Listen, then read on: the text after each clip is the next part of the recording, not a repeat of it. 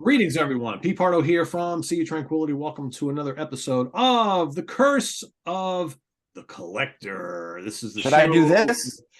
for what's Yeah. that? Yeah, because I Should know I the do curse. Yeah, we could You do were that. doing It's like a jazz monsters hands there, dead scene, Jamie. but yeah. This is the show for all of you music nerds out there who just love collecting stuff and like to see and watch people talk about stuff that they've been buying and checking out and whatnot. So as we do each and every month, we have this particular show on the channel. Each person on the panel will bring like two items that they have gotten since the last show that they want to show off and talk a little bit about. So let me introduce everybody here. We got all the way from Scotland, we got David Gallagher, who you can also see here on the Monsters Den. We've got from Canada, Armando Venditti. We've got from the great state of Ohio, we got Jamie Laszlo. From the great state of Texas, we've got Scott Berry. And all the way from Michigan, we've got Nick Usofian. Heck yeah. Greetings, everybody. Hope you guys are doing well. And hope you got some interesting things to show our wonderful viewers today. So well, like I said, we'll go two turns around, and each turn everybody will show off what they got. So we're going to go in the exact same order I just introduced everybody. So Davey, with the Stephen Stills shirt, kick us off with your first item today that you're going to show our wonderful viewers. Thank you very much. So good afternoon, good evening, good morning, good night. This is an album that I didn't have a lot of confidence in because it's an artist who can be very, very hit or very, very miss. But I always take the chance because the hits are worth it. It's the new album by Mr. Todd Rundgren, Space Force. Really? And boy, is it a hit. Yeah. It is fucking mental. Absolutely nuts. Bonkers.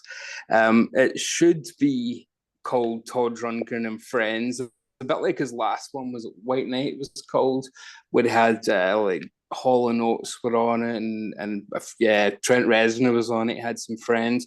Every track on this has got friends on his little space journey that he's going on here.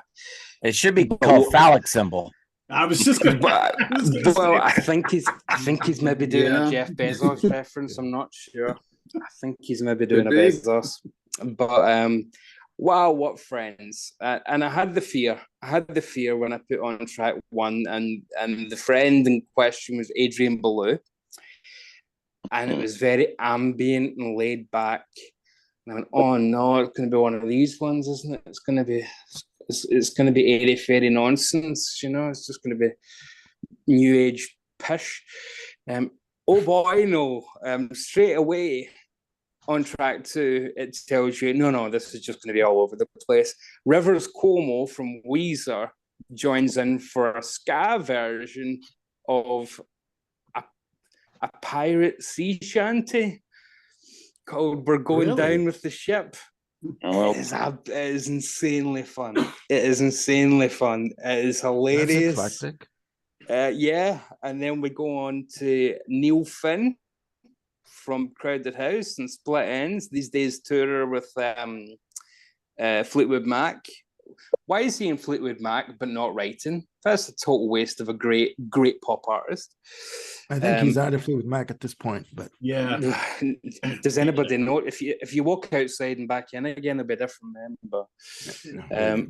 But then we get Godiva Girl, which is Todd with the Roots, and the Roots are doing a kind of Philly soul thing, which is straight out of like the Gamblin' Huff textbook. Fantastic. And then you get Sparks. And Todd produced the Sparks' first album way back in, 1971, 72? So 50 odd years later, here they are back together with it's Sparks, what's absolutely insane. Everybody loves your fandango. Nuts. Davey Lee, I'm not going to go through everything. Thomas Dolby's on this. Who even remembers Thomas Dolby these days? But Thomas Dolby's on this, singing and playing. Sounds like Roger Waters, and I have to say, it sounds great. Perhaps the funniest on this is a track called STFU, and it's It features Rick Nielsen from Cheap Trick. And I was like, oh, I hope they say it. I hope they say it. STFU. Don't just say give me the full version. And then on the chorus, Rick starts singing stuff you do that annoys me, stuff you say, stuff you, and I was like, oh, they're going to STFU, stuff you. But then the chorus ends with a "shut the fuck up" from Rick Nielsen, which just made me go, yes.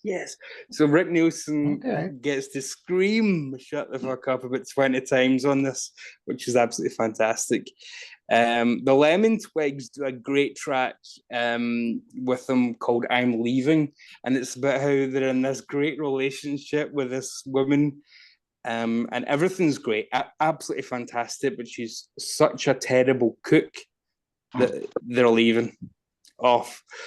And it sounds, I swear to God, it sounds like it could come off of Todd, the album Todd, or even anything. It's got that really old school Todd sound. Nothing else on here does. And the last track is Eco Warrior Goddess with Steve Vai. And for the first couple of minutes, I thought, oh, this is going a bit airy-fairy as well. Steve's doing that more synthy thing. Yeah. Then Steve wakes up. Oh boy, does he ever. It turns into just a shred fest. So all over the shop doesn't even begin to cover it. Why it's called Space Force when there's no track called Space Force on it, I've got no idea. There's nothing thematic about it. There's nothing on here to tell you it's featuring friends. Todd produces and writes everything on here, or co-writes, plays on everything, sings on most of it. It's just an insanely eclectic, brilliant display that in 2022, one of the great artists of the last 50 plus years now is still absolutely fantastic when he's on form and still completely bonkers. So yeah, Todd Rundgren's new album, definitely a streamer. It's not one I could recommend blind because, there's some weird stuff, but I'd say that stream it and then you may well want to buy it. But yeah, Space Force, Todd Rundgren's new album. I find it's kind of telling that he's going into the Rock and Roll Hall of Fame, and now he puts out the album where everybody wants to play on a Todd Rundgren album, right? Yeah, and he's doing a Bowie tour. I think he's doing a tribute Bowie tour shortly. So really, yeah. Jamie's right about the cover, though. Yeah, sure. No, I was just going to say, Jamie's right about what the cover looks like, the symbol, the phallus symbol. Like it's quite interesting. It's like, I'll have to check that out. I'm a big fan. But he puts out so many records, and some of them are just really, really weird and off the wall. But there's a chance that you'll hear a really good EP in this. That's the thing, rather than one good album, you'll hear a solid EP. But some of it's just so fun, just infectious. But yeah. Sounds pretty cool. Quick question, Davey. Just how are his vocals on that? Yeah, brilliant. When he's singing alone, you wouldn't know the difference. Todd's so prolific that he's never really disappeared. So it's always been easy to keep track of his vocals. And even when he was with the New Cars, and he tours in the summer doing Beatles tribute concerts at county fairs and things, and keeps up. So yeah, Todd's vocals are absolutely fantastic still. Because the reason I asked, I've heard in recent years and in concert that maybe his vocals have kind of diminished a bit. I suppose it happens at a certain age, doesn't it? But when you're not just a studio person, but you're Todd Rundgren in the studio, I'm pretty sure he knows how to fix it. Cool. All right, Armando. Cool. Bob's going to come in the shot for this one, and I'm going to readjust the camera. How can I just one sec? Calm down. He's a little jumpy here, guys. Before we start, this month has been a really prolific month in the Venditti household. When I say prolific, I mean expensive. Okay, because there's been a lot of shit that I've been purchasing, but I found this secondhand actually. This is the group, the band, okay, do not put it in my way. He loves to get in the camera here. Okay. It's the 40th anniversary edition. I'm going to adjust the camera. The 40th edition of the Last Waltz. It's basically what you call like a really flat coffee table book. It's a 5-disc set. It's the soundtrack plus I think 2 bonus discs of additional material. Here you have the bonus discs, and you have the Blu-ray of the full show. But what's on the bonus discs is basically stuff that wasn't in the movie. Like you get, I mean, there was a lot of people that performed during the show. You know, you had Neil Diamond, Ronnie Hawkins, Ron Wood performed, Neil Young, you know, Joni Mitchell, Neil Diamond, you know. So, but they couldn't have all the extended performances from each artist, so they just cut it down to basically one performance per artist. I think Bob Dylan had like 2 performances when he did a version of Last Shall Be Released. Here you have like clippings from the show, like news clippings, and just various shots. You can keep turning that. And he needs a little direction, guys. Sorry about this. And but no, it's a really detailed account of what went down. I was reading up on this, and they were saying, you know, oh, Eric Clapton, beautiful shot of Eric Clapton, right? There's on the album, there's an extended jam session with Eric Clapton, Ron Wood, Neil Young, you know, etc. Just jamming on the fly, right? And I was reading, and Steve Stills. That's right. And Stephen Stills, yes. I didn't see him in the film. No, he only came out for the jam. Okay, in for the jam. Okay, cool. I was reading up on this, and they were saying that there was a Bob Dylan incident, that when they were going to come out of the intermission, he had reservations about performing, being filmed. He didn't want to, and this was like minutes before they were supposed to go on with him. And he's like, oh, I'm not sure I want to perform because I have a movie coming out. I don't want this to take away from that movie that I'm doing. Warner Brothers, who gave them $1 million for financing for the film, did so predicated on the fact that Dylan performed. If Dylan didn't perform, they lose the $1 million. So they had to get Bill Graham, who was the producer of the show, to come in, and here you see like the, you know, nice aerial shot of, you know, the stage with the 3 chandeliers, the lights, etc. Getting back to what I was saying, Bill Graham had to convince Dylan to go on like last minute, right? And as also as they were saying, the cocaine was abound, right? during that performance. Also, Van Morrison also appears. I forgot about Van Morrison. Okay, Bob. Neil Young too. Sorry? Neil Young too. Yeah, Neil Young. There was a thing about when he came on to perform, Neil Young, he had to smudge a cocaine on his nose. Right. And they had to like smudge it out in post-production, right? Just quickly, when I was watching this, I got sucked into it. Like I just got pulled into the whole experience. I mean, the film is a combination of the live performance plus interviews that they did with Martin Scorsese, who directed the film. Scorsese directed it. Robbie Robertson produced it. And for me, it's a fantastic movie. I mean, it's a fantastic experience, really. It's not really a concert. It's more of an experience. The only caveat that happened after the fact was Levon Helm, the drummer, said that in his autobiography that he felt that the Last Waltz was used as a vehicle for Scorsese and for Robbie Robertson, that he felt that the rest of the band were sort of minimized in their performance and in their contributions. But the show is a combination of live performances, as I said, interviews with the band, and also performances with Emmylou Harris and the Staples Singers, Mavis Staples, and they do a version of The Wait, right? You know, that was done after the show. Like they couldn't get them there for the performances. So Yeah, it's my first one. I believe I got it for like $90. Wow. Secondhand, right?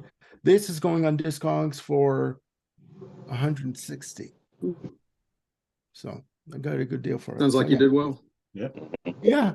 And there's a 4K version released that came out like this year. I think this month. Jamie showed it in a previous episode. Yeah. There's a bill. So yeah, that's my first. All right. Jamie, what do you got? Yeah. Pete loves him some Last Waltz, man. He has that whole movie memorized. I could see the look on his and face. when Dylan comes on, he starts clapping in his house. Dylan. There's no harmonica. Maybe let me slow you down. He's singing. You can actually understand what Dylan is singing in this. The irony though is that Dylan's movie never did come out and still hasn't to this day. Ronaldo and Clara. Yeah, he was worried about nothing. Yeah, no.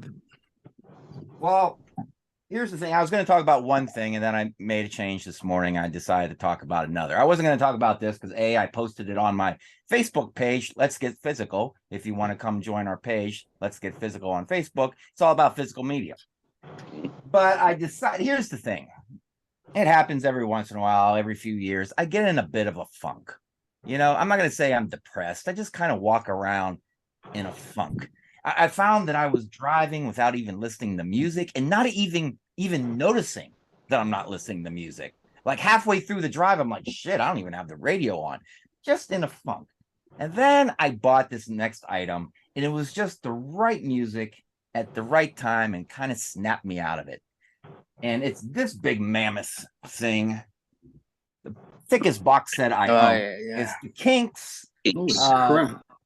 Muswell Hillbillies and Everybody's in Showbiz, both kind of being celebrated in one big thick box. And then I went to a Kinks tribute band last night called Muswell Hillbillies with a V. I don't know what that means. And this is the second time I've seen this band. My wife doesn't know Kinks. She knows like 2 songs. I looked at her grinning ear to ear. You can walk in and see this band, not even know who the Kinks are, and fall in love with their performance. They are the best tribute band I've ever seen. And, you know, they play clubs around here where I see bands like smaller bands. Like I saw Voivod and Yob at this one club, and they'll play there. So they're not really a bar band, but they're a local band. But if you want to call them a bar band, they are the single best bar band I've ever seen in my life, and I've seen a shit ton. They have a horn section with a trombone, a trumpet. They bust out the accordion. They bust out the harmonica when they need to. They got the keys. The guitarist is on fire. They did Australia, and the extended jam at the end of that song took me to another world. They are that good, and the harmonizing is ridiculous. It's off the charts. So yeah, if you're ever in Columbus and they're playing, go see them. So that helped me get out of my funk. So I want to talk about this a little bit. It's not cheap. So should you get this box set? Well, it's a whole lot of stuff, but it's music-wise, it doesn't really have a lot. So you get the CDs. You get both albums, you know, remastered on the CDs. So it has CDs and vinyl. And there's the new vinyl. It's on blue vinyl. Oh, okay. As well. Yeah. Then you get it's weird how they combine these into one box set. You know, you'd think each one would get its own treatment. That one's on yellow vinyl. Everyone's in Showbiz. And the thing is, this has, if you want bonus stuff, this has a extra album of live stuff that wasn't on. It was always a half live, half studio. And it's not on the CD. I wish this was on the CD, but the CD is just the album and the normal live stuff. This only has the bonus stuff. So that's probably the best bonus stuff on this entire box. You do get Ray Davies' favorite songs from the 2 albums, and he remixed them. And this is also on CD. So he did 11 songs here. And do they sound better? Do they sound different? I probably have to compare them side by side before I can give you an honest answer. I just got this like 4 days ago. So, and you get an envelope with pictures of the band. You know, this is something you open once and you go, oh, that's cool. And then you never open it again and never look at the pictures again. So That's exactly it. Yeah. This is kind of cool. You get this map. Yeah. And it's kind of a map of the Kinks around that era. And there's numbers over here. And then this indicates what that is, like 39 way up here. That's Ray Davies' first house. Here's a church over here where a bunch of their sisters got married. Here's the bar on the cover of Muswell Hillbillies. The Clissold Arms, you know, if you're a real Kinks fan, yeah, maybe you put that up, you frame that. I don't know. But that's kind of cool. And then you get, this is the weird thing. Now here's the two weird things. You get this CD, and it has 3 tracks on it. It has Everybody's in Showbiz, or wait, what does this have? Yeah, it has Everybody's in Showbiz, the song, and then it has this this montage of, it's like a 20-minute thing of just snippets of interviews back in the day, or maybe a phone call, and then maybe a little live performance, but just a little bit of live performance, not the whole thing, and then back to an interview. It's something you listen to, you go, oh, this is interesting, but you're never going to listen to it again. Never. Yeah. I did find it interesting that Ray Davies was on here saying, because it's something I just never thought about. When they had their Live at Carnegie Hall album, they had to pay Carnegie Hall to use their name on the title of the album. I guess that kind of makes sense, but it's just something I never thought of. And then it has this Blu-ray. Oh, a Blu-ray. What'd they fill up the Blu-ray with? A 15-minute home video, just 15 minutes. That's it. Yep. They couldn't put the albums on here with some images as the album plays. No, it's just a Ray Davies documentary. He narrates it. They show some home videos he took around that time, you know, because they came back to America. And that's it. 15 minutes and it's over. Another thing, you're gonna watch once and you're never going to watch it again. Oh, it does. That's what pisses me off about those sets, is like, you know, I know. all that it looks cool on a shelf though. Yeah. Hell yeah. And you get this little pin, you know, that I'm never going to wear because then I'll lose it. Then I'll be pissed it's not in the box, you know. And even though the box is shut and on a shelf and been there for years, every time I see the box, I fucking pin. So I'm never going to wear it. So do you need it? No, you don't need it. But you know what? I don't have these 2 albums on CD. So it's cool to have them on CD so I can rip them into the computer and then rip them into my phone. So, and then when I'm upstairs working, I can just grab the CD. Well, I can't grab the CDs because they're downstairs in a box. You gotta, that's another thing it comes with. This, which is pretty cool. Where the fuck did it go? Right here. This big ass book, coffee table book. So this is kind of cool. This makes it worth the while a little bit more. Usually, like I said, books are a big selling point. Yeah, and it's got all kinds of cool pictures. And it's got a lot of pages in it, maybe like, I don't know, 45 to 60, something like that, I'm guessing. So this is a selling point. That's cool. Music-wise, if you already own these 2 albums, and if you already have like the digipacks that came out, both of these come out on extended. I think both of these. They've both had 2 disc editions already. If you have those, kind of, you don't want the pin and the book and the map. You don't need to. There's not one unreleased song, not one, which is. However, they're working their way through the catalog, aren't they? So that's what it is. Oh, and the band I saw last night, here's my one complaint. They only do music from like 1972 back. They don't dive into arena rock. They don't the RC years. I keep telling them, if you dive into the 70s, 80s, and fuck it, do Phobia from 93, you could come out and just do 64 to 93, the whole history. Yeah. And it's almost Christmas time. I'm like, I wanted to hear Father Christmas. Oh, yeah. Put on the hat, put on the beard. Let's go. I almost brought my Santa hat just in case they did it. I was going to put it on. You know how many times I've been told here on the channel by loyal Kinks fans from the beginning that really the only music that matters is the era you just mentioned. I know. Because I grew up loving the 70s and early 80s Kinks, right? Because that's my age. Right. Yeah, we did. I did too. Yeah. But That a was lot my of intro. like UK fans who came on board with the Kinks from the beginning, no, they don't give a crap about the 70s and the 80s Because Kinks. it sounds less British. It Right. sounds more American. Well, green rock, it's low budget onwards where they just sound American, that people drop out here.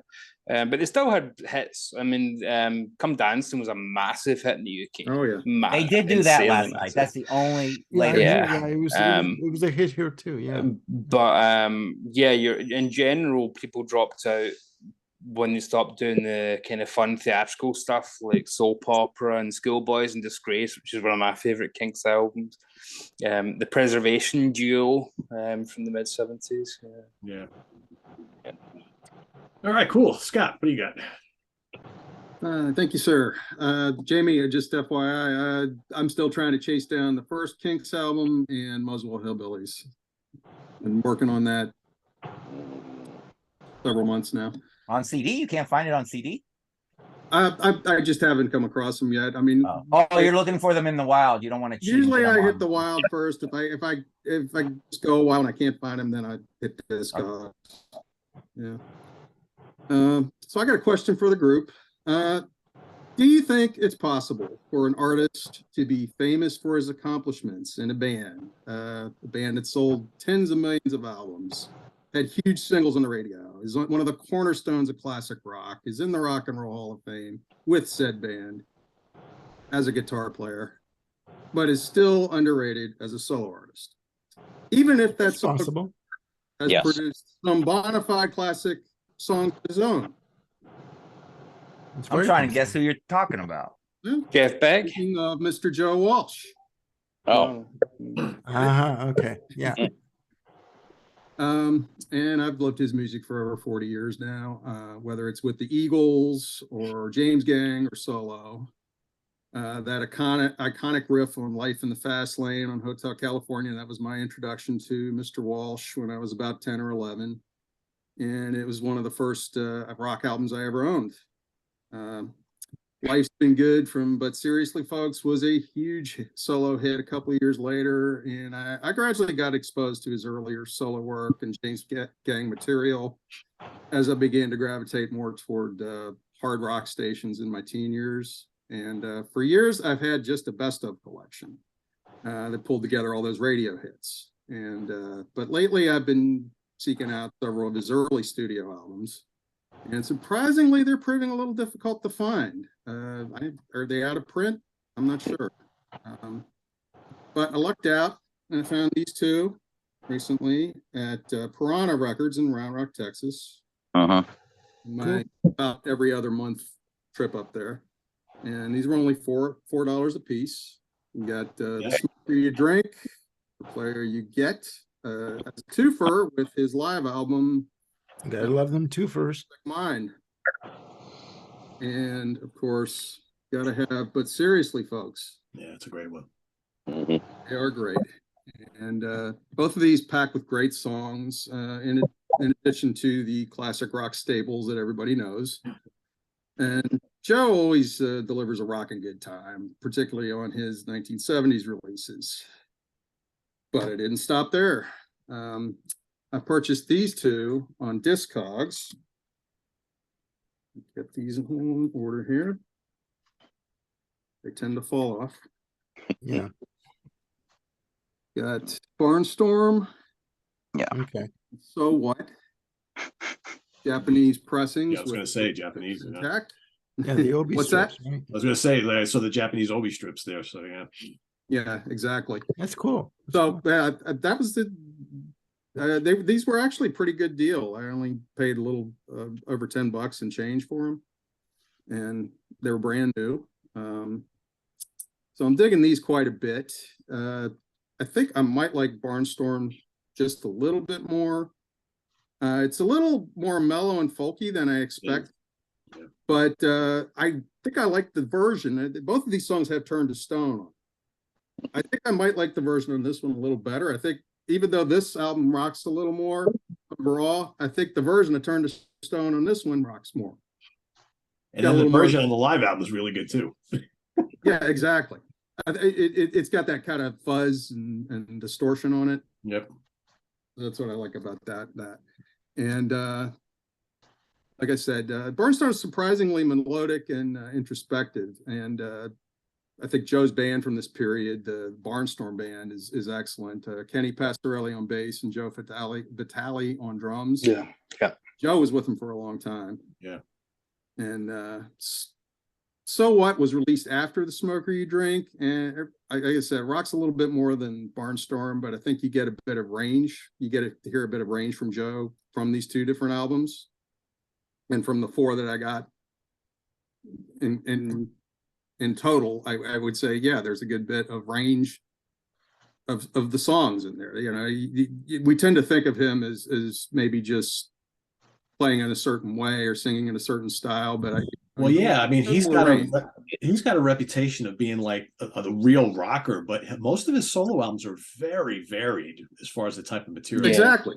Yeah. That's what I'm trying to say. Yeah. Especially after he had that horrible tragedy with his daughter, wasn't it? Where she was only 2 years old and drowned. You know, horrible. I don't think I ever heard about that. And yeah, it put him into, after kicking cocaine, it put him back into a really dark place, and he had to struggle all over again. And that kind of mellowed his music out.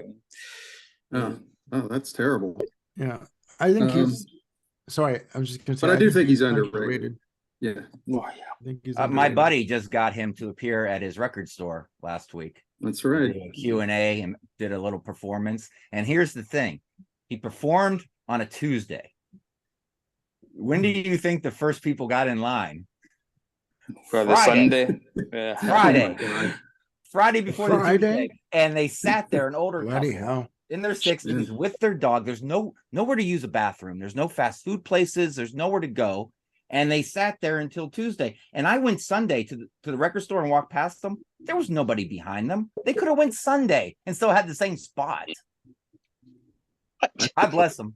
Those are fans. Well, those are old school fans. Yeah. We got the guys that remember waiting in line for concert tickets for, where you camped out like the 2 days before, Well, that's a good score, Scott. Yeah, it's always cool when you like an artist but only own their greatest hits set, and then you finally decide to take the plunge into the albums, because there's a lot of good tracks that don't make those greatest hits. Oh, absolutely. Yeah, I've done that recently with a certain female rocker who Jamie Laszlo likes quite a bit. And really? Yeah, so have I.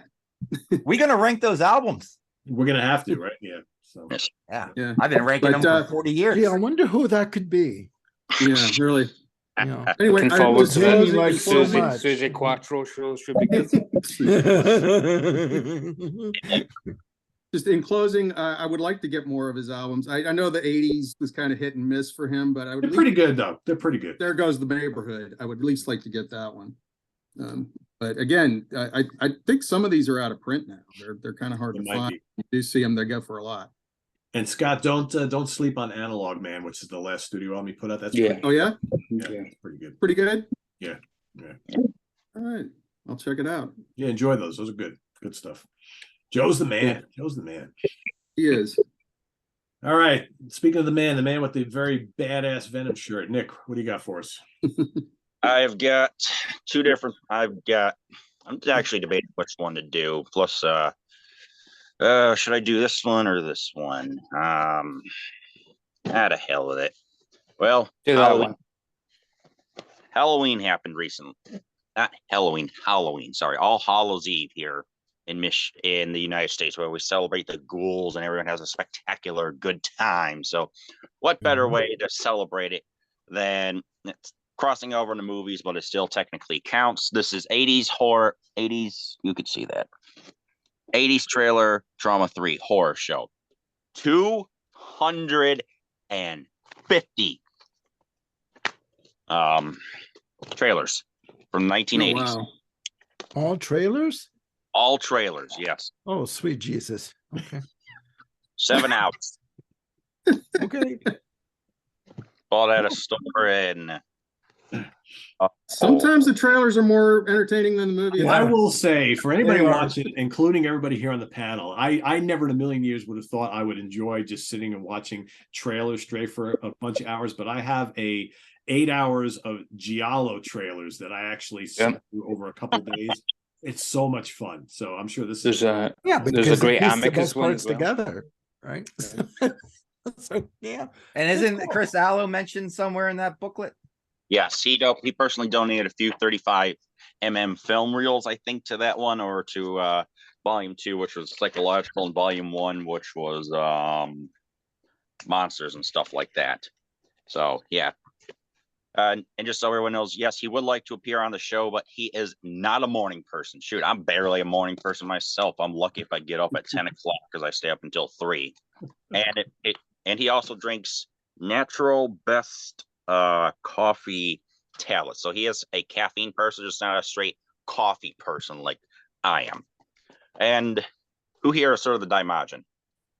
Yes, I've got the Arrow box. There you go. Yeah. Never heard of it. This is, of course, a kaiju movie, but it's also a period piece. I forgot what the exact name is for a period piece in Japan, but it's just a massive 30-foot tall statue comes to life. Yeah. Yes, pretty much. 1, 2, and 3. Return of Daimajin and Wrath of Daimajin. I have had the time to watch the first 2. I haven't seen the last one. The first one's good. This one, it's getting everything established. It's about a brutal warlord who terrorizes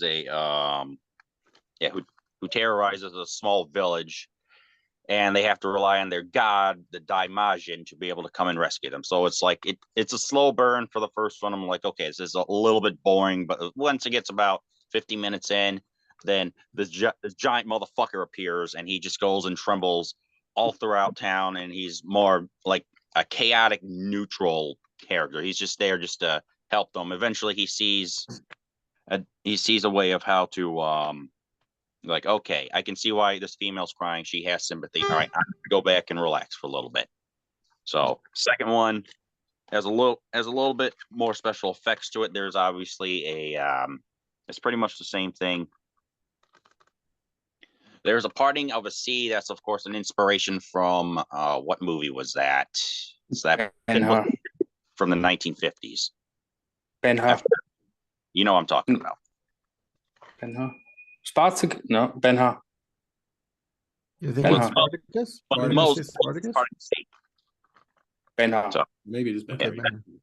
yeah, and found this at Barnes and Noble, which is a bookstore here in America. Great story ever told. $100. Still trying to figure it out. I thought it's the 10 Commandments. 10 Commandments. Yul Brynner and Charlton Heston. There you go. Yeah. That's right. Yeah. And Baxter. So Nick, is that a DVD or a Blu-ray? Blu-ray. Okay. Blu-ray from Arrow, yeah. Yeah. Yeah, it's a nice set. Mm-hmm. I've got the earlier. I guess they Blu-rays. don't show that movie every Easter in Scotland, Davey, like they do in the What's States. that? 10 Commandments. They don't show that in Scotland. Oh, every bank holiday we get Bond movies or the Italian Job for some reason. Oh, bloody hell. Yeah, in the United States, they always show. What's wrong with the Italian Job? It's They fine. always show 10 Commandments every Easter. Yeah, here. Yeah, they do here. Yeah. Yeah, so We'll stick with James Bond. So For anybody who hasn't seen the Daimajin movies, they are fun, but as Nick said, they are kind of a slow burn. Generally speaking, you have to wait at least an hour into each film for the giant statue to come to life and wreak its and don't go in expecting kaiju fun. It's not that at all. It's more like the golem mythology from Jewish mythology. It's much more like that. Yeah. But he looks awesome, and he's so looks terrific. Yeah. So, yeah, it's definitely good stuff. If you're into Japanese kind of giant monster movies, but as David mentioned, they're a little bit different than that. Cool. All right. For my first selection here today, someone mentioned Adrian Belew earlier. Well, I used to have a lot of Adrian Belew solo albums on cassette back in the day, which I got rid of, gave away, threw out, sold ages ago because I don't listen to cassettes anymore. So I've waited till really recently to get some of those on CD again. And thankfully to the fine folks at BGO Records, there are a couple of sets you can get that have 2-on-1s, right? Oh, So nice. here, the first Those one, are cool, I've got the 1982, 1983 releases, Lone Rhino and Twang Bar King, which probably are the best. Lone Rhino especially, it's really, really good. And again, these come with the slipcase, and then you open it up and you got that sort of thing. Really good stuff. Again, Adrian's solo work is very different than his time spent in King Crimson. It's very quirky, very poppy, with wild, weird, zany guitar work, whatnot. And then the other one that I picked up is 1989 and 1992's Mr. Music Head and Inner Revolution. Mr. Music Head's brilliant. Yeah, it is really good. It's Very poppy, very poppy, but it's like avant-garde pop. Like he's a huge Beatles fan. So there's lots of those kind of references, but you do hear little King Crimsonism things in here. I would say for my money, probably the two strongest out of the 4 album collection is probably Lone Rhino and Mr. Music Head. But your mileage may vary. They're all really strong, really fun. It's a great way to get 4 really cool Adrian Belew solo albums. He's got a ton of them. So, but for my money, the 80s and the early 90s are probably some of the strongest, although his most recent is really good as well. But yeah, BGO Records, who they constantly do really cool reissues. The Lord's work. Yeah. Just so everybody knows, I mean, what's really cool about these is you get really nice booklets. I'll just open up the one. And it's, jam-packed with stuff about the albums and, liner notes and all that good stuff. So cool. Yeah, so there you have it. So I'll go back to Davey. Okay, well, like a couple of you, my choice changed late in the game because, as I mentioned on the group chat last night, I ended up really emotional over listening to Yes is Close to the Edge the other night. Just for some reason, even though I've heard it 1.5 million times, the Get Up, Get Down section of the title track just hit me like a freight train when John's doing that part, and then the church organ hits in, which is a proper church organ from Rick. So that inspired me to go back and dip into, which is a great thing to dip into, Bill Bruford's autobiography, which is just one of the best books written by a rock musician that you will ever find. Even if you're not a massive fan, come on, I think I'm talking to the preaching to the choir here. I mean, we're talking about a guy that's played on the classics by Yes and King Crimson, as well as 1.5 million session pieces. But this is what's wonderful about it. It's not one of those books that just starts with, I was born here, I went to school there, and my father was in the war, and my mother was very lonely, blah, blah, blah, blah, blah, blah, blah. It basically takes the approach of, I'm going to answer all the questions that fans want. So the chapter titles are, how did you get started? Why did you leave Yes? How do you get your sound? What made you want to form your own group? Do you even like prog rock? Do you like doing interviews? What's it like working with Robert Fripp, etc., etc.?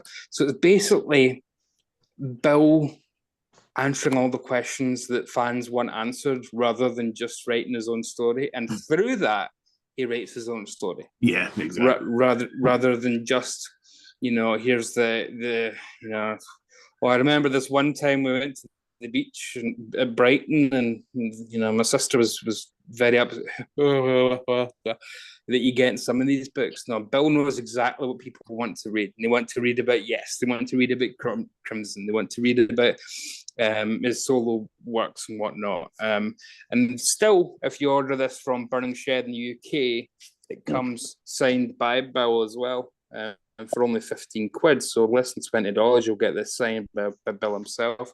And for some reason, they also give you a card for his complete Earthworks, which is also signed. So if you want it signed twice, you get that for some reason. So when I dipped into that this morning, I thought, I'm going to put some Bill Bruford on. So I put on Rock Goes to College, the remastered edition, which is absolutely sensational. For years, this was an okay sounding CD. Then they added the DVD to it, and that's what makes it. Because it's not the best sounding thing on CD, but on DVD, it's the only Bruford band material that exists. And the guitar player is Alan Holdsworth. That's right. So you get Bruford and Holdsworth, which is just Nice. Jeff Berlin's the bass player. I mean, it's just absolutely stunning. It's about 50 minutes long. It was on the BBC, broadcast on the 17th of March, 79. So just about the time of the second Bruford album. So you get a couple of tracks from that, and you get quite a little bit from the first Bruford album. But even when Bill's not on fire, the stuff you get from Alan Holdsworth on here. So I'd recommend this even to Holdsworth fans, even if they've got no interest in Bill Bruford. But if you do have interest in Bill Bruford, definitely get the book. And this is a great accompaniment to see what he was doing just after these great bands that he'd kind of left. We know that he'd get back together with Crimson for another 16 years, not too long after that, with Discipline and whatnot. And then Earthworks, he'd doing his own for a solo career. But yeah, it's a sensational book, a sensational DVD, and you get the CD with it as well. If it's still not the best sound in the world, but it just works better as a TV presentation. Plus, you get Holdsworth footage from 79, which is worth its weight in gold. So, absolutely wonderful stuff. In the book, you get to hear why he was bored and with Close to the Edge and wanted to move on to something else more challenging. And you think about that, you're like, how can he be bored with Close to the Edge, right? But, yeah. He needed the improv, and you get 25 different reasons as well. It's not just giving a coy answer. It gives you so Squire was always late, and it was just annoying me, and I was sick of having to drive at 60 miles an hour on these motorways, and it was a bit dangerous and blah blah blah. But full of great anecdotes. He's a fun writer as well. It's a real breezy, fun read. So recommended. Yep, cool. Armando. Cool. Well, for my last one, like I said, this month was quite prolific in this house. Quite expensive.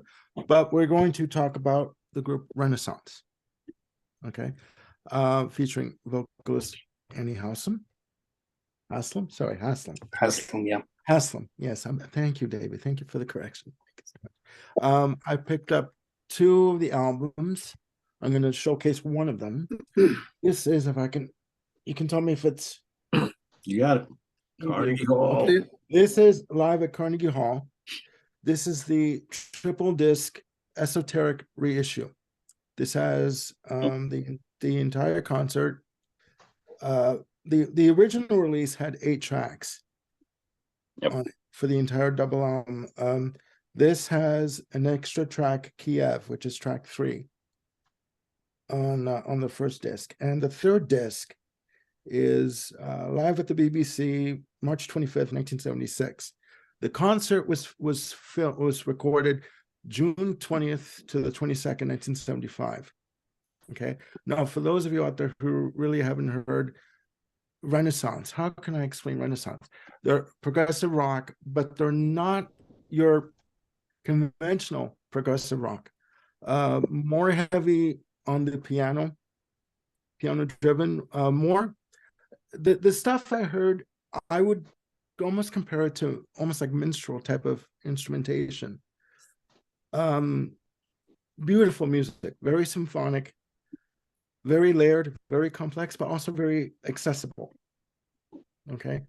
Again, this is the 2019 reissue of the album. It's a triple disc. It comes in a clamshell box presentation, and I'm just gonna hold on one second. It comes with a booklet, as you can see here, and each it comes with like each CD. It comes like separate CD sleeves.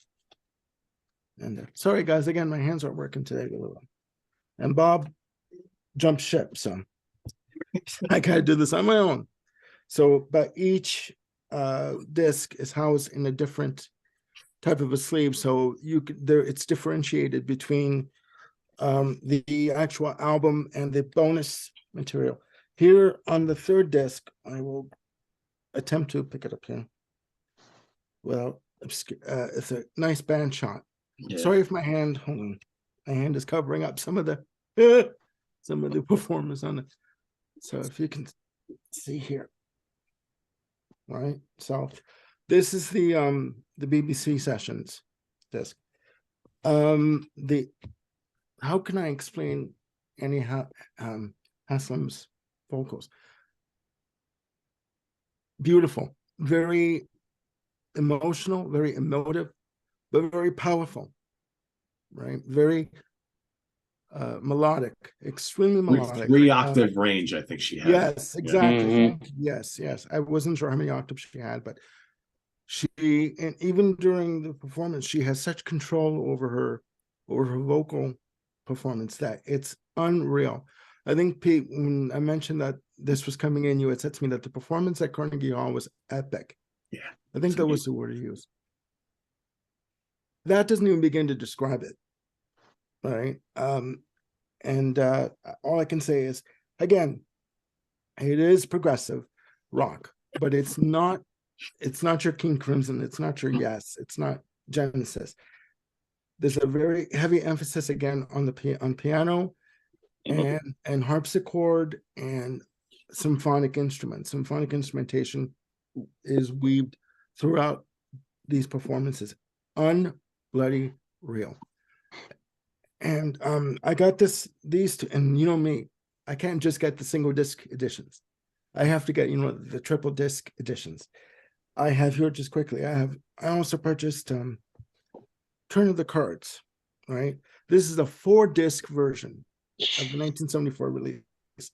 This my personal favorite Renaissance album, right? It's the most popular by far. This version of the album of Turn of the Cards has the album on a DVD in 5.1 surround sound. But for me, right now, I've been diving into the Live at Carnegie Hall performance. I don't know what it is, but for me lately, music has been hitting me on a very emotional level, like very guttural level. And this performance is just, for me, it takes it over the top. Just the performance, her vocal delivery, the instrumentation overall, it's just 100% perfection. I got this again on Amazon. I paid for both of them. I paid $35 for the $35 for the Live at Carnegie Hall, and I believe $43 for the Turn of the Cards. So with taxes and discounts, combination altogether was $81 on Amazon, and they arrived within like 3 days of ordering. So yeah, that's, you know what, and if you want to dive into, and again, I should stress that the performances on this album center around albums of Scheherazade, Prologue, and Turn of the Cards, and Ashes of Burning. And Ashes of Burning, yeah. Ashes of Burning. There is a song of Scheherazade clocks in at 28 minutes. Ashes of Burning clocks in at 23 minutes. So that's for the with a bass solo, right? With an amazing bass solo. With an amazing bass solo. I'm like, holy shit. A prog band over 20 minutes long, Armando. What are you talking about? There you go, right? For progressive music, who knew, right? Who bloody knew? But it's amazing. So I can't recommend this enough. You're right though, Armando. There's more than just prog. They've got more of like the Straubs and Fotheringay and that kind of aspect coming in at the center. The incredible string bands, I'd say a lot of that kind of feel as well. Yeah, like classical and pop and symphonic rock, and it melds together perfectly. Yeah, it melds together perfectly. Armageddon, even that one album from Armageddon. And just in closing, I mean, there's nothing wrong with Genesis, King Crimson, etc. There's plenty wrong with Genesis. but there's more to progressive rock than the common denominator kind of a thing, right? Like the safe bet, right? There's more out there. And guys, please, watching, investigate. You will not be disappointed in the slightest. And that's one of those bands I've been hearing about a lot lately, you know, through watching the channel, and everybody's talking them up a lot. I've never heard them, but it's a band. Check them out, Scott. Yeah. I want to give a special shout out to Anthony Ferraro. Brother Anthony, if you're out there, thank you. And thank you to Pete as well for introducing me to this. Anthony introduced me to this a year ago. I just never got around to listening to them for straight on. But Renaissance, really good music. Anthony has very strong opinions. A Renaissance. Yeah, cool. All right, Jamie, you're up, and I'm going to step out, just take my dog out, but you guys carry on. I'll be right back. All right. I was going to say Pete's feelings on the band and the Last Waltz is pretty much my feelings on Renaissance. I am not a fan. Really? They're just too. Renaissance is the perfect name for that band. You know, reminds me of a Renaissance festival. And see, that's what I like about it. them. Just a little too medieval for you. It just comes off as goofy to me. Yeah. All right. Here's the thing. I try to keep it to the rules to talk about music only. But I got this idea, and it was just too cool not to talk about, because this took some money and this took some time to gather all this, and I still got more on the way. Because when I get an idea, I have to execute it almost immediately. Because if I don't have it, and I never had it, if I have the idea, I feel like I had it and someone stole it because I don't have it. You know, that's what the idea does to me. So I gotta have it right away. It's it's the curse. It's the curse. Real. So Davey, did they have when you were a kid in Scotland, did they have Saturday morning cartoons? Oh yeah, massive. Okay, so you grew up with Saturday morning cartoons. Yeah. It was kind of a special day for us when we were kids. And I hear people our age all the time saying, man, I wish they would bring back Saturday morning cartoons. I really wish or at least like the old school ones. And the thing is, there will never be Saturday morning cartoons again because they play cartoons 24/7 on TV now. Special. Or you could stream them 24/7 or buy the Blu-rays. So no kid's going to say, so what if they're on Saturday morning? They're on Tuesday evening as well. So there's no specialness there. Yeah. But for me, bring back the cereal. Bring back your favorite bowl. Because I'm bringing back Saturday morning cartoons in the Laszlo house. All right. Oh, Jesus. So what I did is I went out and I got all my favorite cartoons. And I sit every Saturday morning for the past month, including this Saturday morning. I even went out last night and drank beer. I got up in between about 7 to 8:15. I sit here and watch old school Saturday morning cartoons every Saturday. Pete, I'm bringing back Saturday morning cartoons. Pete wonders what show he just walked back into that. And I got the volume of the old school Popeyes from the 40s. Brilliant. Oh, yeah. Popeye cracks me up, especially when he's mumbling under his breath. That's the best part. It cracks me up. I got Woody Woodpecker, 17 episodes of Woody Woodpecker. And what I do is I just sit here and I watch one episode. I put another one in. I watch another episode, take that one out, grab something else for about an hour. Then I had to because this was my jam. I mean, this was more like after school for me, but it started off Saturday morning for people a little older than me. Got the original Scooby-Doo ones. I mean, you got to have that in the mix. I got everybody's second favorite Barbarian, Thundar the Barbarian, the complete. This was only on for 2 years. Wow. In my mind, it was on like for years and years, but only 2 seasons. The powers of syndication, man, I'll tell you. Yeah. And you're a kid, you don't realize you've watched the same show 2 weeks earlier. I need to Space Ghost and Dino Boy. I love Space Ghost. I remember that. One of my personal favorites. I even have a pint glass that I drink beer out of that has, I think it has this image on it.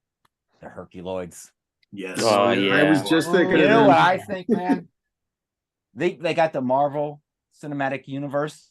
Make this a cinematic universe. All the Hanna-Barbera 100%. superheroes. Yep. The mighty, How awesome the would mighty that Wacky Thor, races. Birdman, Blue Falcon, and Dynamite. Bring them all to the big screen live action. Let's do it. What are you people waiting for? Margot Robbie is Penelope Pitstop.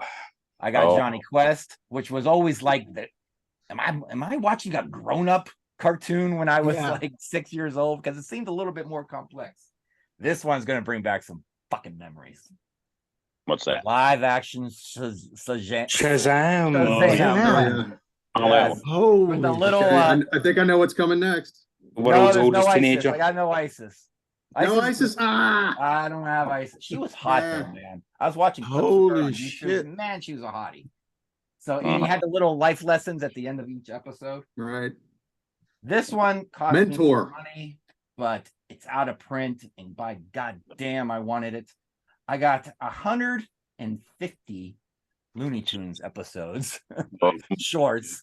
And the first one's out of print, and it cost me some money, and it's even a little dinged up.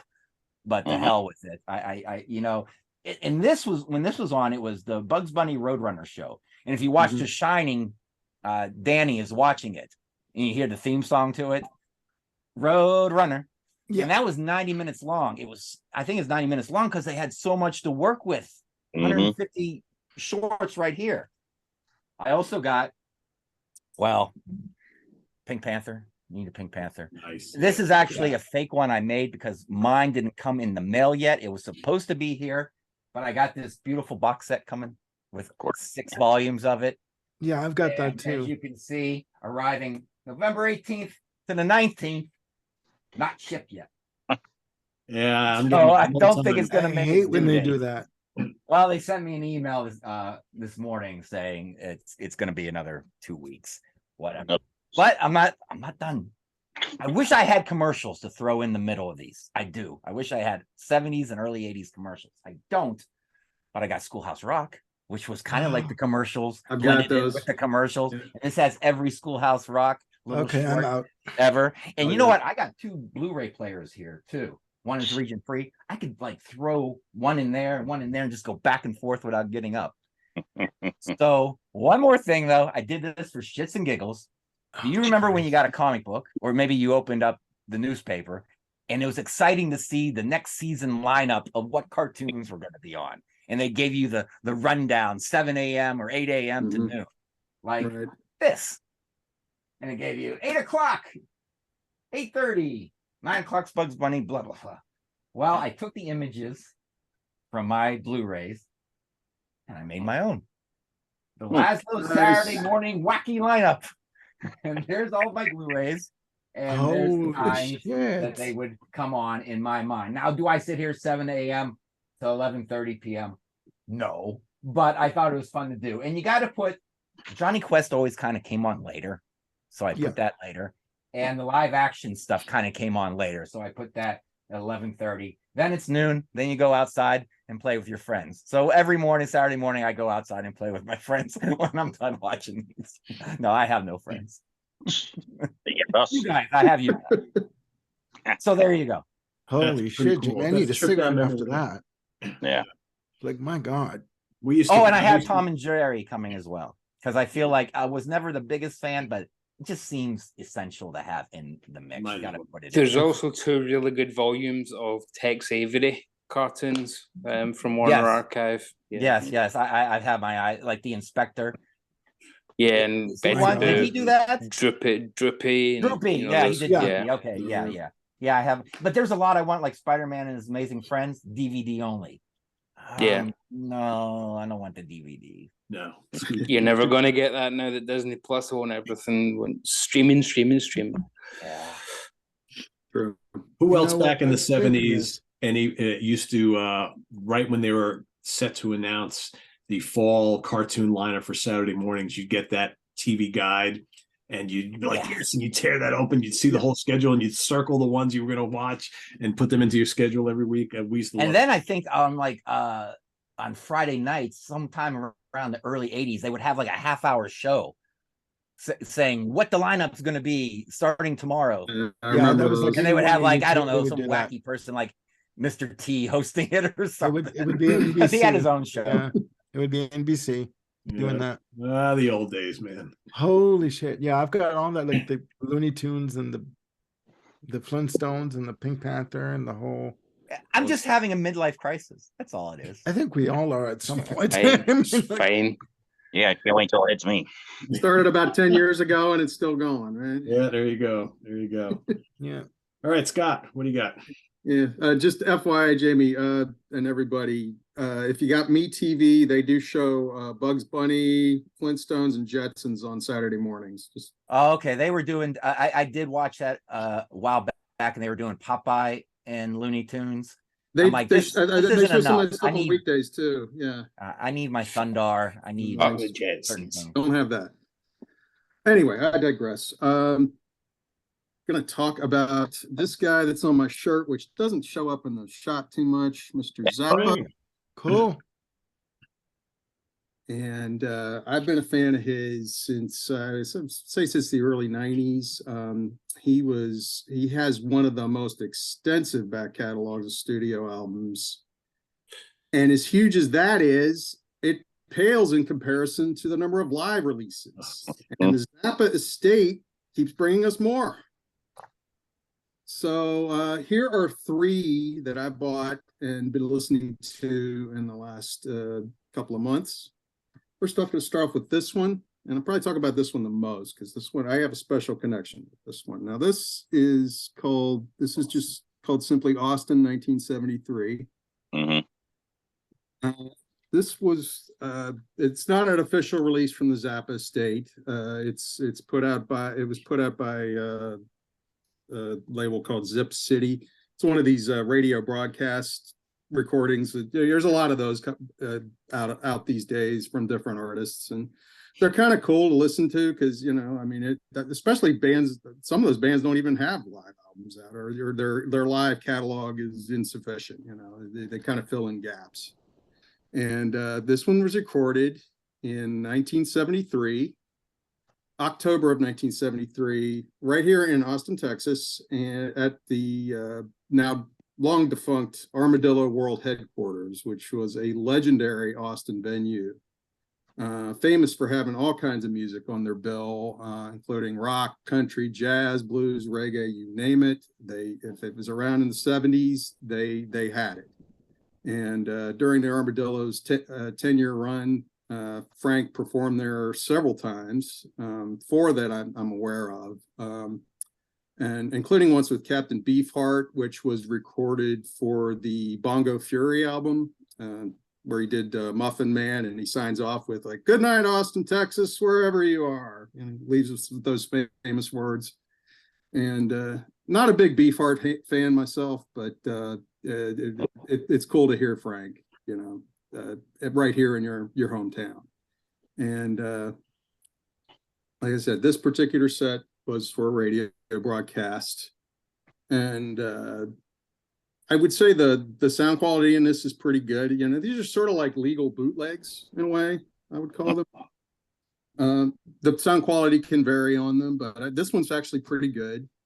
And given the date of it, October 1973, this is early on the same tour that the Roxy set comes from. Perhaps his best band ever. Yeah, exactly. More on that later. And of course, that lineup was George Duke on keyboards and vocals, Tom Fowler on bass, Chester Thompson on drums, Ruth Underwood on percussion, Bruce Fowler on trombone, and Napoleon Murphy Brock on sax. And it does include a lot of the same songs that we hear played at the Roxy set, but just a couple of months earlier. This particular one has Cosmic Debris, Ink of Roads, Pygmy Twilight, The Idiot Bastard Son, Cheapness, Big Swifty, a little intro piece called San Clemente Magnetic Deviation Preamble. It's kind of a spoken word thing, which goes into Dickie's Such an Asshole. Further Oblivion, and then you have he finishes off with a medley of Mr. Green Jeans, King Kong, and Chunga's Revenge, and that just kicks so much. And if you've heard the Roxy box, you know that he does not perform the songs the same way twice. I mean, that's what's so cool about all this. You could hear the same songs, but it does not sound the same every time, so you don't get bored with it. And I'd say this is a pretty strong set in its own right. Gotta wonder though how Dickie's Such an Asshole went over on the radio broadcast. Yeah. I could just imagine it getting censored. You know, it's Or any Zappa at all, for that matter. I mean, you know, it's not the most radio friendly stuff. You know? And, but anyway, and the cool thing about the Armadillo back in the day, in addition to it just kind of being party central in Austin back in the 70s, they would put out these cool posters of the upcoming shows. Oh, that is nice. One for this show. And got Mr. Zappa there with opener Martin Mull. Hey, Martin Mull? No, he was doing stand-up comedy back then. Yeah. the Sims story. He played music too. You know, so he did kind of funny songs and stuff. Mm-hmm. So I got that at Waterloo Records for $15. Just kind of stumbled across it. Didn't even know it existed. So those are always fun when you find stuff like that. And like I said, with it being right here in Austin and the history. That's like the trend these days is releasing like these radio broadcasts from the 70s. And that's, right. They're flooding the market now, which is great if you're into these. Some of it's pretty cool. I mean, yeah, they're not all great, but some of them I really enjoyed. Just FYI, I also got this Armadillo T-shirt that I wear. You can get these online if you want. That's cool. But yeah, they were just kind of a legendary venue here, and you know, there's a lot of history there. Just a lot of great bands played there. If I could go in a time machine, I would love to go back there and just take it all in. You know, see all these bands when they were young. So that leads me to this, which I bought online. Yeah, I have that. You gotta have that, right? Performances, and yeah, I did. It was inevitable. I had to get it eventually. Got this on Discogs for a mere $45 and change. That's a good deal. That's a hell of a deal, and you know, it's brand new with the shrink wrap. Jesus! You should be wearing a mask. Yeah, exactly. You know, that's pretty good for 7 discs of just such amazing music. Zappa at his best with one of his best lineups, which I've already kind of gone into. Recorded over 2 days and 4 different sets at the Roxy.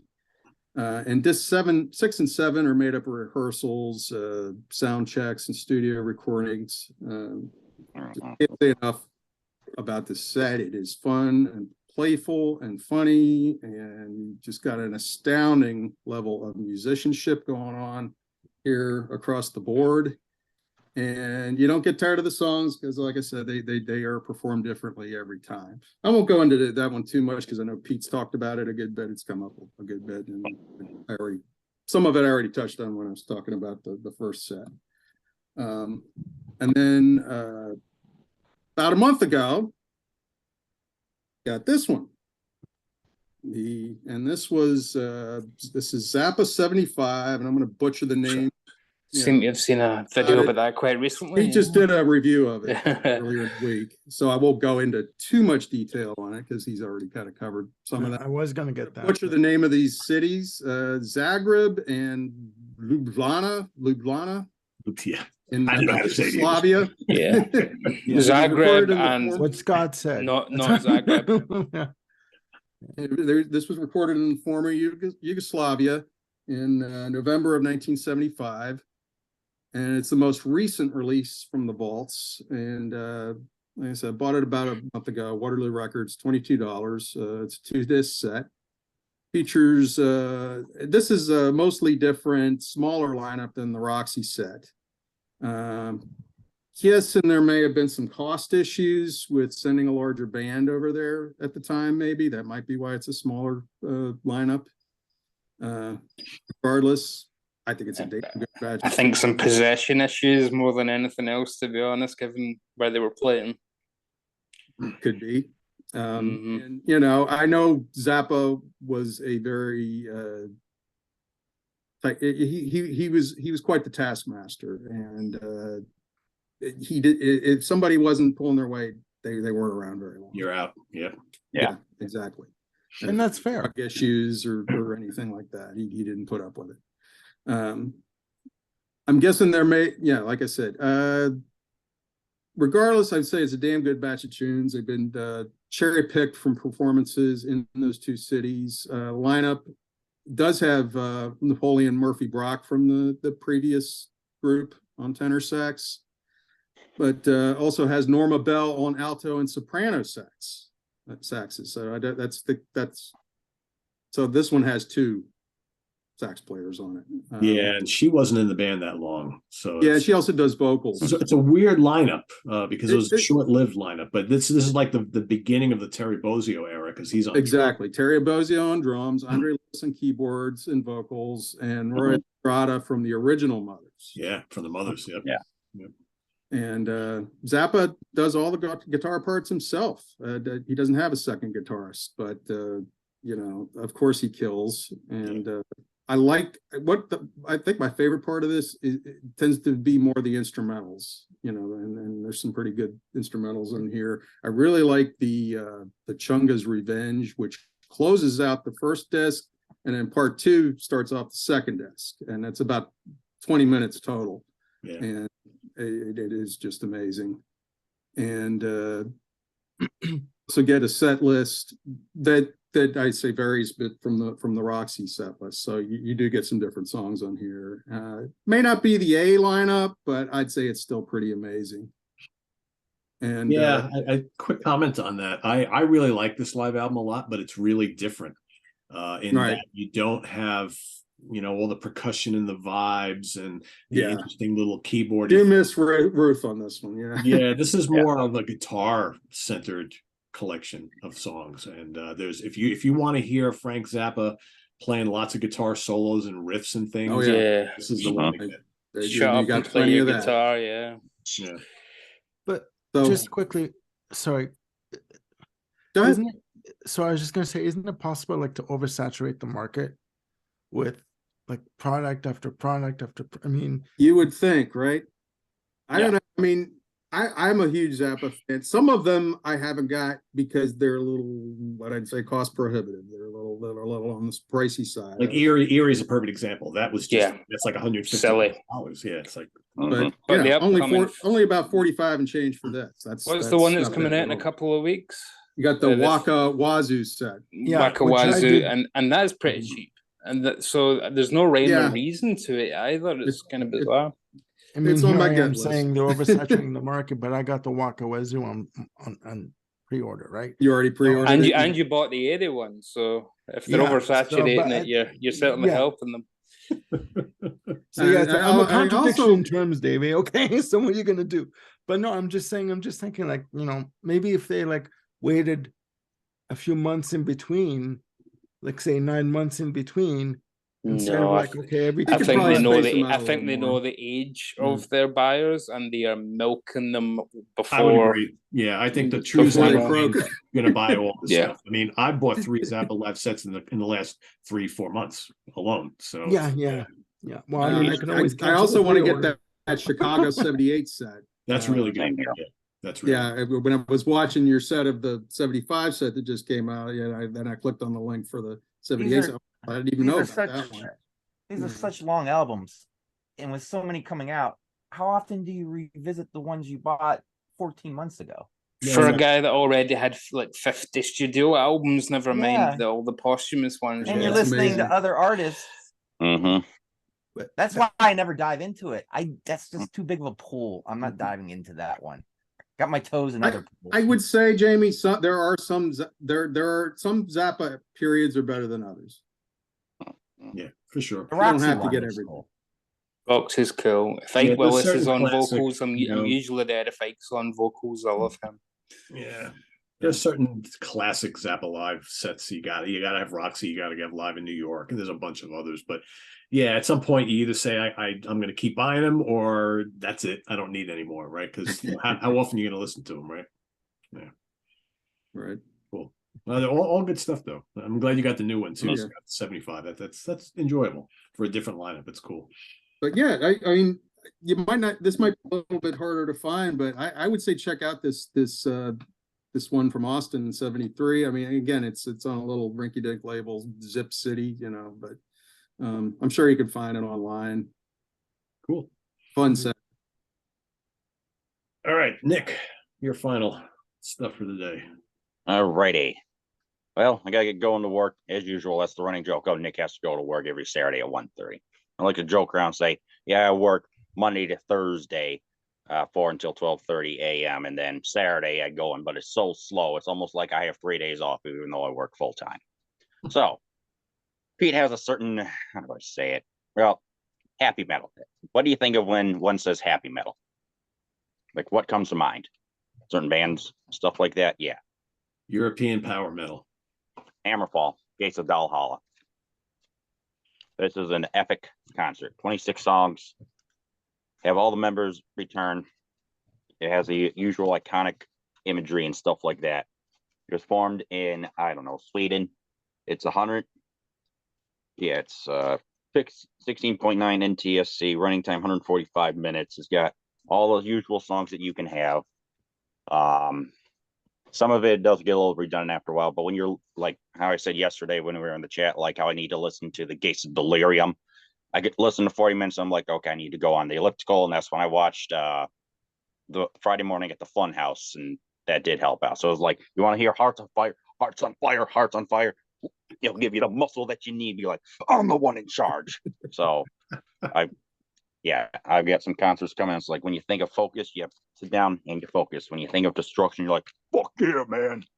When you're Hammerfall, you're like, hell yeah, let's have some beers, let's enjoy this. Let's have a choir come out and sing for O Fortuna. Let's have the now a very popular Swedish singer come out.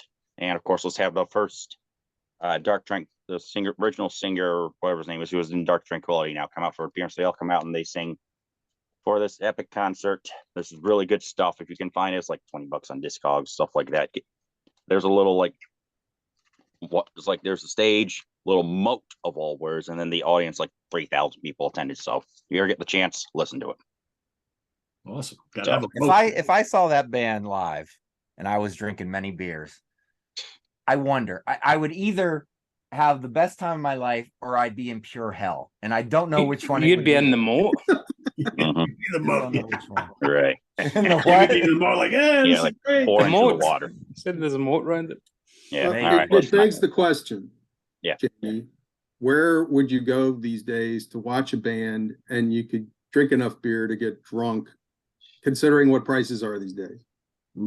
I just don't care, Scott. I just don't care. Just Okay. $15 for a 12-ounce can. I mean, that's about keep them I'll coming. tell you where at Sea of Tranquility Fall Fest back in October, because those beers were pretty inexpensive that night, right? that's about $100 drink. Yeah, I still had a $100 tab. All right. It happens.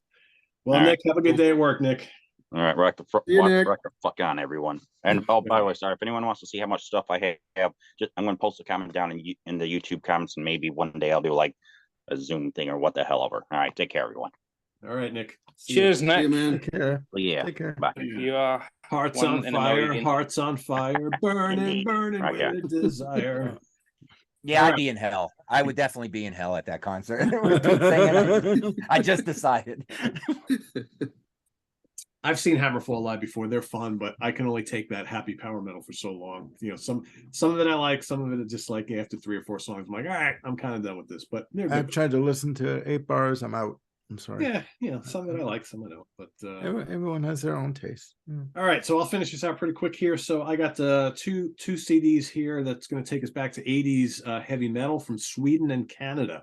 The first is a compilation from the Swedish band who I hadn't listened to in 30 years or close, or at least. And one of our viewers sent me this a couple of months back.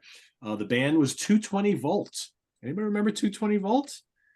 No? I think From I Sweden. do. They had a handful of albums out there. I believe they're on a major label. Young and Wild is basically a compilation of some of their best tracks from their first 3 albums, I believe it is. And this is pretty fun stuff. It's very 80s sounding. I mean, you hear it and you're like, oh, that's definitely a band from its time. And we got some previously unreleased material on here, as well as songs from Power Games. And you got some singles on here. Are they like Europe? What's that? Are they like Europe? Another Swedish band from the 80s? Less keyboardy, Jamie, more guitar oriented. They kind of sound, I don't know, I don't want to say they sound like anybody because they really don't, but I think like the more heavy autograph stuff, they're very 80s US commercial hard rock sounding, I think. Right. How much Hairspray, that will tell us something. But yeah, but you know what, Davey, they don't really sound like those hair bands. So maybe Europe is not a bad comparison, just less keyboardy.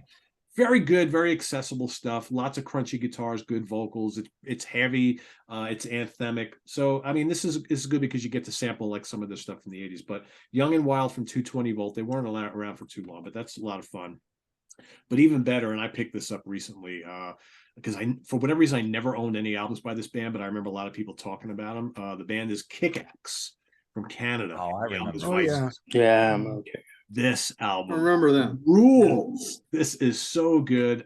This came out, I believe, in '84, I think, right? Something like that. Right around. Now we're talking some Hairspray. Yeah, I might have been in high school when that came out. yeah. I think I was either just finishing high school or starting college when this came out. But this is pretty heavy. All you need to do is check out the first track, which is called Heavy Metal Shuffle. It is so much fun. Riffs are crushing.